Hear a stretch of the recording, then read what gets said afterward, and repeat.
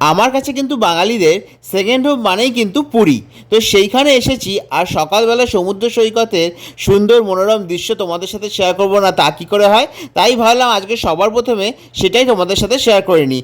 দেখতেই পাচ্ছ পুরো ভিড়ে কিচকিচ করছে চারদিকে, যেদিকেই দেখছি ততদূর কিন্তু মনে হচ্ছে পুরো লোকে লোকারণ্য ভর্তি। কারণ হচ্ছে আমরা স্বর্গদ্বারই কিন্তু প্রপার চান করেছিলাম, আর এখানেই সব থেকে বেশি সবাই চান করে থাকে।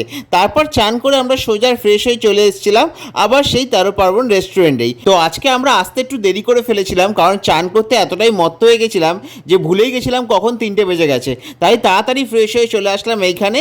খাবারের অর্ডার অলরেডি আমরা দিয়ে দিয়েছিলাম। দেখতে পাচ্ছ আমরা এই ফ্যামিলি সিটটাতে কিন্তু প্রত্যেক দিন বসি। আজকে ভাবছি তোমাদের সাথে মেনুটাও শেয়ার করে নিই, এখানে কী কী অ্যাভেলেবেল থাকে। যারা মেনুটা দেখতে চাও অবশ্যই কিন্তু পজ করে দেখতে পারবে, আমি সেইভাবে কিন্তু তোমাদের সাথে শেয়ার করলাম। আজকে ভিডিওটা এই অবধি। যদি ভিডিওটা ভালো লাগে তাহলে লাইক কমেন্ট শেয়ার করো, আর পরের পার্টে দুপুরে মেনুটা নিয়ে হাজির হব।